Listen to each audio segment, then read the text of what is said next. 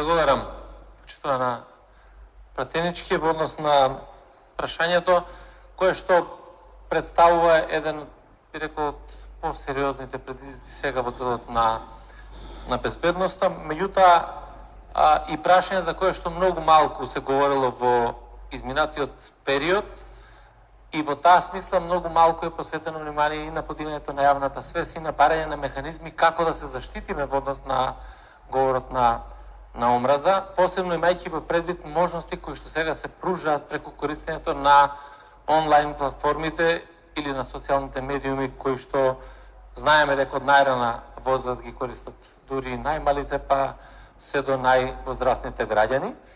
И дури овие неколку години последни се предизвикува едно поголемо внимание во градење и креирање на механизми кои што ќе значат и поголема сајбер безбедност за сите нас, а во тој дел и говорот на омраза. Зошто ова го апострофирам? Заради тоа што ако ги погледнеме и пријавите кои што ги имаме, и реализацијата која што е направена во изминатите неколку месеци за овој период за кој што имаме податоци за кои што е релевантно да зборуваме, иако такви податоци може да се извадат и за претходните години, како и на кој начин се постапува и да се види и разликата во однос на постапувањето или пак некакво поорганизирано постапување на државните институции од тоа што беше претходно.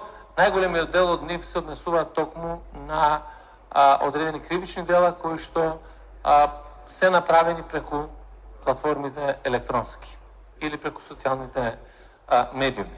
Затоа мислам дека ова е еден сеофатен процес во кој што ќе мора да се посвети многу поголемо внимание не само од Министерството за внатрешни работи или не само од органите на спроведување на законот, туку нешто многу пошироко. Многу ќе биде важен и образовниот процес, многу ќе биде важен и граѓанскиот сектор. Секој од нив од свој аспект работи по нешто во овој момент. Меѓутоа мислам дека треба сите заеднички и сеопфатно да настапиме за да можеме да ги решиме сите овие проблеми, односно да имаме ефикасен одговор во случај од страна на институциите и на органите. Зошто? Заради тоа што најголемиот дел од граѓаните или оние кои што и предизвикуваат говор на омраза преку социјалните медии дури не се сами свесни дека тоа го прават. Да не зборуваме и за припадници на администрацијата или на припадници на полицијата, на другите институции и така натаму, на кои што навистина им треба можности, обуки, се со цел да се препознаат ваквите дела, за да можат да реагираат во одреден момент. И тука нормално дека таа следствена поврзаност која што е на сите институции, јавното обвинителство кој што ги води истрагите, органите кои што спроведуваат закони учествуваат како правосудна полиција и на крајот е многу важен и судскиот систем. Ако една од овие алки се прекине во овој синџир, ние не доаѓаме до крајниот или посакуван резултат и ефект и на тој начин практично и довербата во институциите паѓа. Затоа што не е доволно само да се покрене одредена постапка која што се покренува посебно во делот на говорот на омраза. Важно е да го видиме и крајниот ефект и кога ќе се види и крајниот ефект, сето тоа влијае врз граѓаните, влијае и врз институциите. Јас ќе кажам неколку податоци. Ние како Министерство превземаме интензивни мерки и тоа е ставено високо на агендата, посебно во рамките на спроведувањето на стратегијата за сајбер безбедност. И можам да кажам дека и голем дел од граѓаните веќе и препознаваат и пријавуваат. И во тоа помага и граѓанскиот сектор, вие тоа го споменавте, посебно заштита на одредени ранливи категории на граѓани на кои што им е потребна помош од X причини. Дали е тоа од начинот на кој што општеството реагира врз нив, односно стигматизацијата која што е кон оваа категорија на граѓани, па се до реализацијата, односно се до спроведувањето на истрагите во институциите.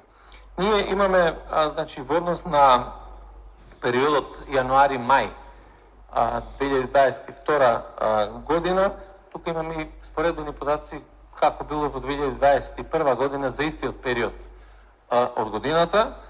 Значи, 2021 година сме имали некаде околу 14 кривични дела од ова област, значи говор на омраза, од кои што имало 13 сторители на ваквите кривични дела.